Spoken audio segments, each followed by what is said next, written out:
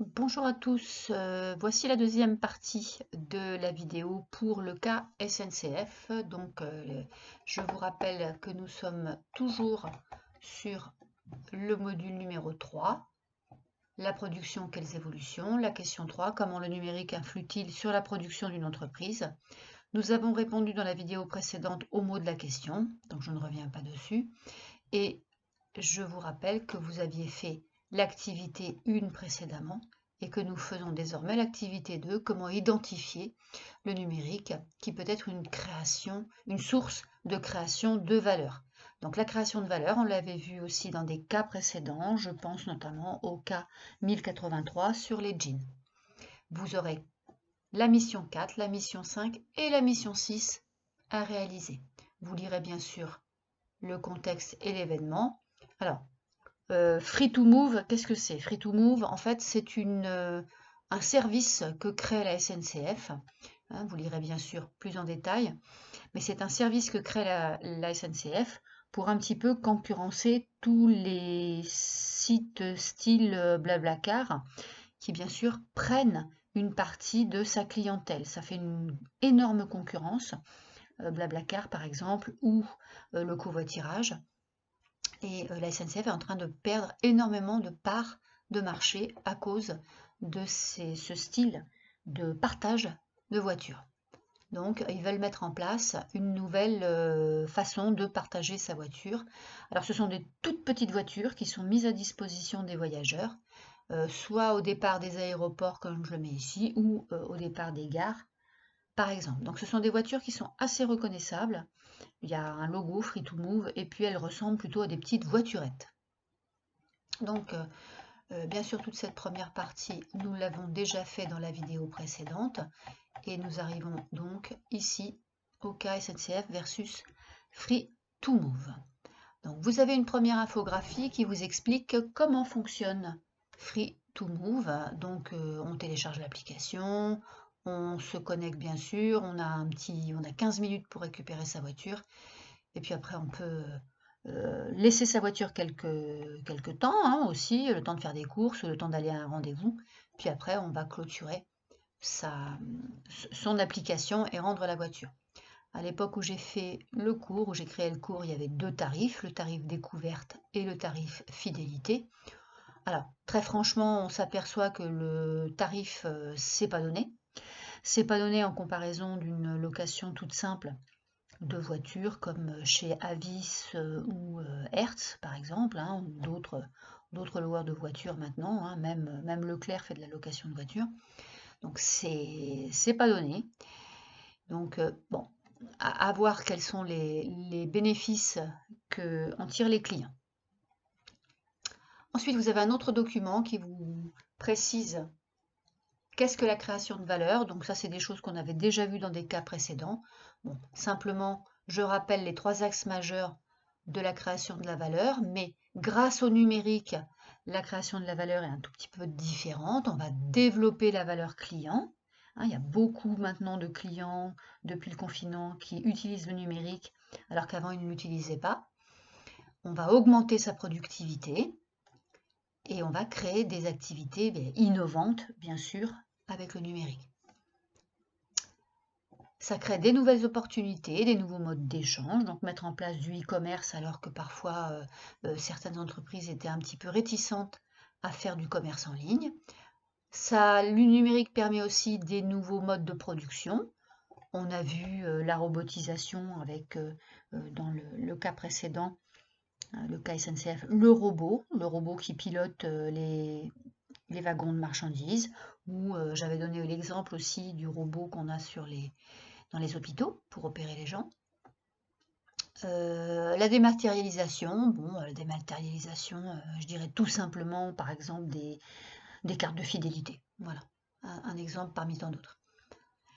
La création de nouveaux acteurs, les pure players. Alors, pure players, ça veut dire que ce sont des entreprises qui ne sont présentes que sur le net. Il n'y a absolument pas de boutique physique.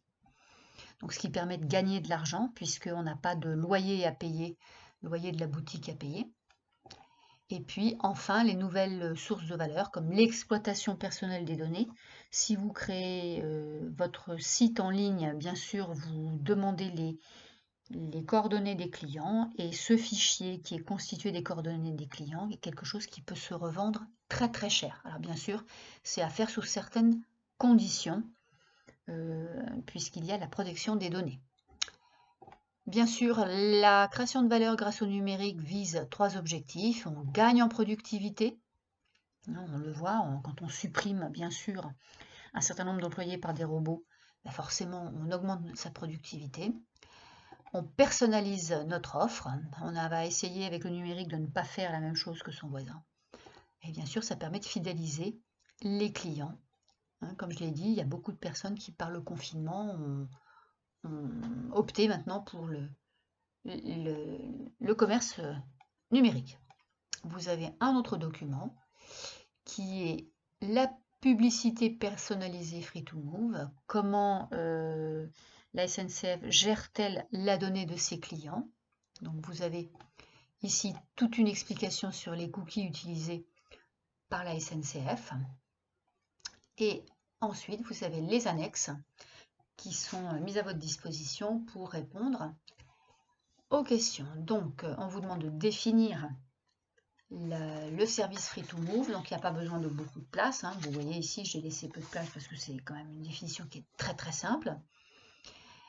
Les avantages pour la SNCF, les avantages pour le client d'un tel service.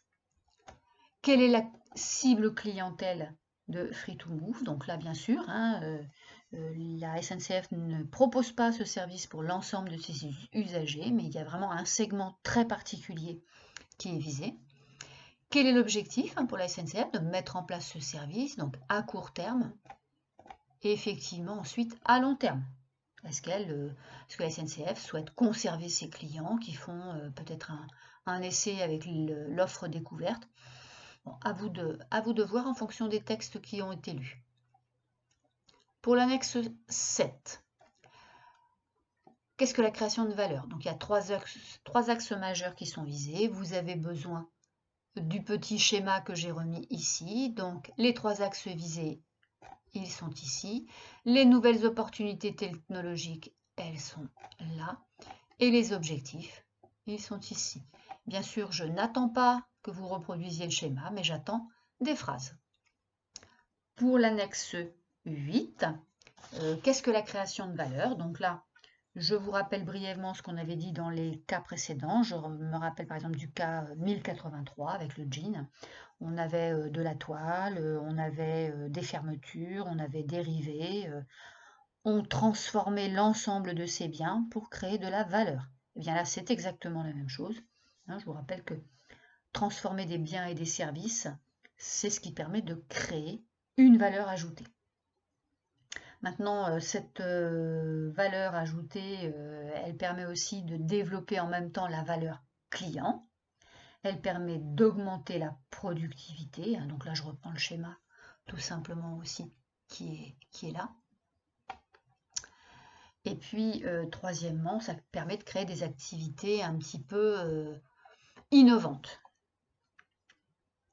Ensuite, la SNCF va-t-elle créer de la valeur en mettant en place ce service d'autopartage? Là, je suis sur la 3e partie de la question.